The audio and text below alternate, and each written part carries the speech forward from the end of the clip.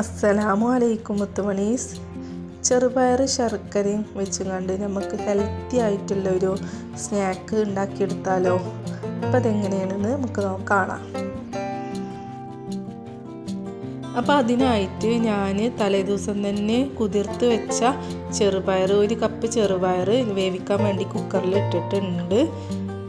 അപ്പോൾ അത് അവിടെ കിടന്നാവുമ്പോഴത്തേക്കും ഞാൻ ഒരു മുറി തേങ്ങ ചിരവി എടുക്കുന്നുണ്ട് കേട്ടോ. അതിന് ശേഷം ഞാനിവിടെ 3 അച്ച് ശർക്കര എടുത്തിട്ടുണ്ട്.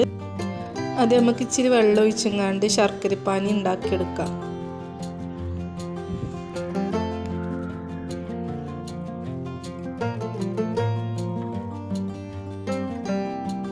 അപ്പം നമ്മൾ ചെറുപയറൊക്കെ ഇവിടെ നന്നായിട്ട് വെന്ത് വന്നിട്ടുണ്ട് കേട്ടോ.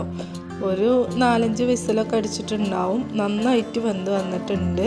അപ്പോൾ അതിലേക്ക് നമ്മൾ ശർക്കരപ്പാനി ഒഴിച്ചു കൊടുക്കാം.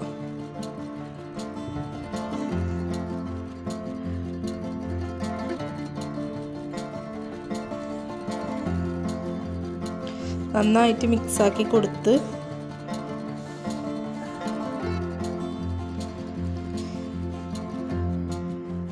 ഇതിലേക്ക് നമ്മൾ ചിരവി വെച്ച തേങ്ങ ഉണ്ടല്ലോ, അത് ഇട്ട് കൊടുക്കുക.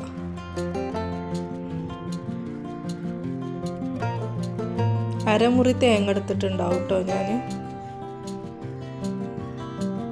അത് നന്നായി യോജിപ്പിച്ച് കൊടുക്കുക.